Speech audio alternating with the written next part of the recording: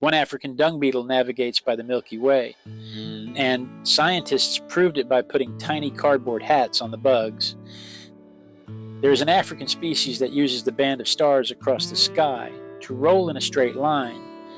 When researchers blocked their view with little cardboard hats, the beetles rolled in circles.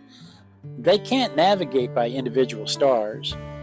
They need that whole splash of light. Going in a straight line matters because once you've carved out your ball of poop, every other dung beetle nearby wants to steal it. A large ball of poop is quite sexy.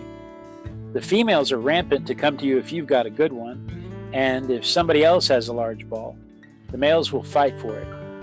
It is just like any other species. The more crap you have, the more interesting you are to the girls. Rolling in circles means you risk coming back around to where the competition is waiting, so they have developed various ways to use the sky to move in a straight line. The sun, polarized light, the moon, the Milky Way, whatever is available. The ancient Egyptians were the only culture that ever really gave these bugs the credit they deserve. Priests noticed that the scarab emerged from a ball of poop in the morning, the same way their god Khepri was said to be born out of the sun each day. In an ancient society, an animal that cleans up poop and keeps the flies away would already seem pretty important. Giving it the attributes of a celestial god was not a stretch. Dung beetles break into three groups. Rollers are the ones everybody knows, carving off a ball and wheeling it away. Tunnelers dig underneath a pile and pull the dung down into the soil. Dwellers just dig in and live there. The tunnelers and dwellers do most of the heavy lifting for the soil, but the rollers have the reputation because you can see them doing their thing. We can find evidence of all of them in fossilized dinosaur scat going back 130 million years, tunnels right there, and petrified poop. When Australia started importing cattle, the native dung beetles were not up to it.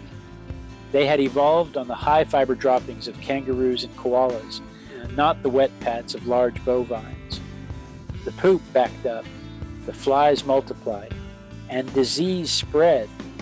Researchers looked at species from Africa and Europe, specifically chose the ones matched to the landscape where the cattle were, imported about 50 species, and let them loose in the 1960s. It worked.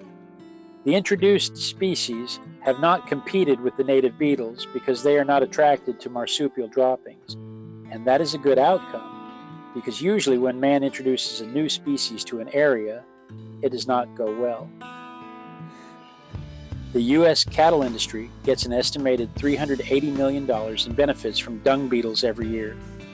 But about 20% of beetle species are now at risk of going extinct, and the bigger threat is not habitat loss. It is the medications given to cattle passing through the dung and interfering with the beetle's ability to reproduce. The industrial cattle industry needs the medications. The world needs the dung beetles. That is a problem that has not been solved yet.